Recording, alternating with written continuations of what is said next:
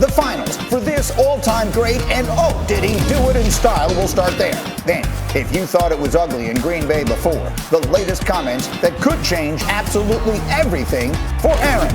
And then, Dak has lofty expectations for 2021. But can the Cowboys finally live up to the hype? Those are the questions. We'll have the answers as we get up with you starting right now on a Thursday. Delighted to have you get up with us. Delighted to have the big fella, Chris Canty, alongside. And delighted to put together this squad. Look who's gotten up with us to talk football today. D Wood's ready to go, Jeremy Fowler, and we welcome Brooke Pryor to the program this morning. We'll have some fun. We'll get to the football in a moment, but we have to begin here with history being made last night in Los Angeles. Performance of the night, Chris Paul and the Suns. One win away from his first ever trip to the NBA Finals. Paul George has other ideas. We're in the third quarter. We got Devin Booker exploding to the hole. The Suns shot 56% from the floor in this game. Booker had 22. Now we're in the third. Clippers down by 13, but not giving up. Marcus Morris Sr., yes, he had 26. They cut it to 10. A minute later, same score. Ball movement. Nicholas Batum in the corner for the triple. Clippers cut it to 7. Suns need a timeout. I don't know what Steve Ballmer is doing there. Meanwhile, less than 13 seconds to go in the third. Chris Paul would not be rattled. He scored or assisted on 16 of the Suns' 31 in the third. And then the fourth quarter was a coronation. Under 10 to go. Suns up 18. Chris Paul, yes, he was 16 of 24 on the night. More Chris Paul stepping back. He was 7 of 8 from three-point range. The Suns can feel it. 2 minutes later, Suns up 115-92. Paul with a dagger. 41 points for Chris Paul on the night. And then look at the end. Look at the cheap shot from Pat Beverly right there. Bush League sore loser nonsense. He was thrown out and justifiably so, but nothing was going to take this night away from Chris Paul. Look at the embrace with the coach Monty Williams. Paul scores 31 in the second half. Finishes with 41 and 8 assists. He's on his way to the finals for the first time. Chris Paul is in the NBA Finals. What do you think when you hear that sentence? Man, it sounds damn good. Damn good. Been a lot of work, man.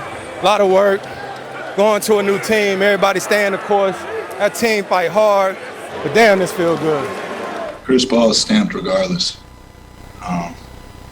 Anything else from here is extra.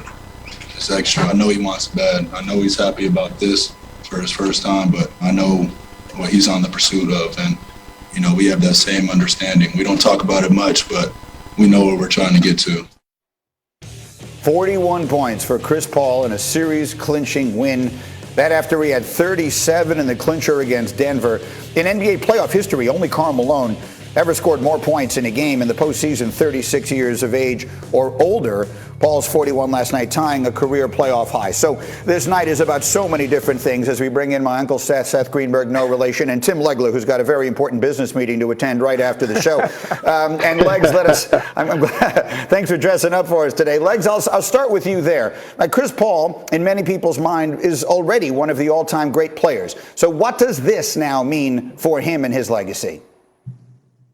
Well, look, I agree, and I agree with Devin Booker said. This guy's legacy as in terms of caliber of player is cemented. We know what Chris Paul is. This is one of the great point guards of all time, certainly one of the great players of his generation.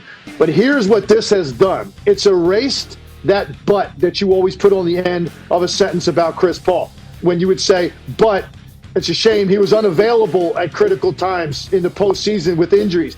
But he was on some underachieving teams with the Clippers all those years with all that talent and several Hall of Fame players on it. That now goes away because the focus is going to be he got this thing to the finish line. Now, can he get it across it? That's obviously just going to be gravy to me.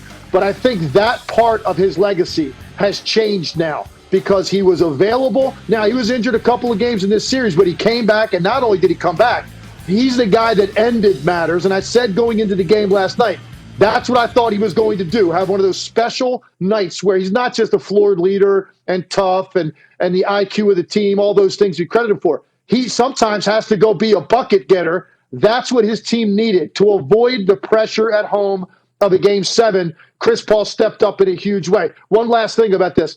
Think about this. At one point, he was basically regarded with Darren Williams. It was a conversation, a debate. Who was the best point guard of that time in the NBA in their early to mid-20s? Darren Williams retired 4 years ago. Chris Paul is playing the best basketball of his career right now, and the most meaningful games, he is playing his best. So that says a lot about what this guy has done, his longevity, his being able to stick with it this long, and now that butt can go away. He's now a guy that was available and played his best basketball when his team needed it and got a team to the finals that we didn't expect to be there. And so, Seth, let's talk about specifically what he did on the floor last night through a coach's eyes for a guy to completely control the game the way he did and knock down 7 out of 8 threes. What did you see? Well, first of all, Chris Paul is not a good leader. He's a great leader, and you saw it right there. You saw this basketball team. You talk about all the teams that he's played on in his career. He's got guys that are willing to follow him. If you look at him, he's the Pied Piper of this Phoenix Suns team. Like, you talk about DeAndre Ayton, all right? He's following him. You talk about Devin Booker. He's following him. He didn't have that in other situations. But what he did on the floor is a couple things. One, against his own. They moved the ball. They moved people. They didn't settle. He got the ball where it needed to go.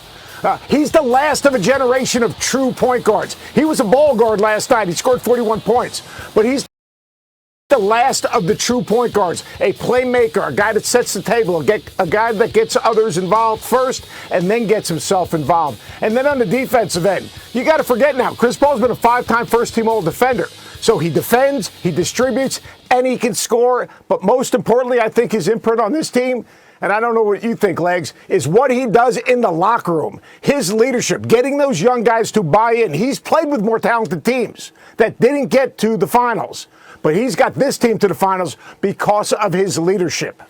We'll have a lot of time this morning, guys, to get more deeply into this. But quickly, I would ask, are they the favorite in the final, Tim? They're waiting for either a banged-up Milwaukee or a banged-up Atlanta team, one way or the other. Do you think Phoenix is the favorite? I'm not sure this is the majority opinion, but they are for me. They'd be the favorite against either one of those teams. I think they're the most complete team. I think their role definition and acceptance is the best in the NBA. And I think right now, going through some adversity in this series, I think has made them battle-tested. I think they're the most complete team. They've had the cleanest sheet to this point. I would make them the favorite. All right, guys, stay close. We have much, much more to get to on this morning. The legacy of Chris Paul, the Suns in the finals. We'll look at the East and a whole lot more. In the meantime, however, we are now... Even more so in these moments. This team is made up of toughness. We have to realize we're trying to close out a series. We have to do whatever it takes.